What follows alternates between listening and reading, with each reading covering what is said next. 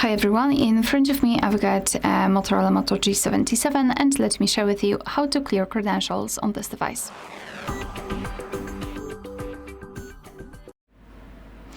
So let's start with opening the settings, and here let's scroll and find the option Security and Privacy.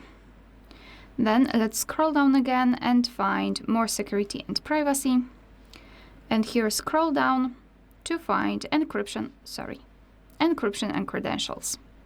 So right here, almost at the very bottom of the list, we've got the option we're looking for. So just tap on Clear Credentials and confirm it by tapping on OK. If you've got any kind of screen lock, enter it to confirm the whole step. And as you can see, not only we've got this information, but also this option is inactive, which means that we just successfully removed all saved certificates. Alright, so that will be all. Thank you so much for watching. Please hit the subscribe button and leave the thumbs up.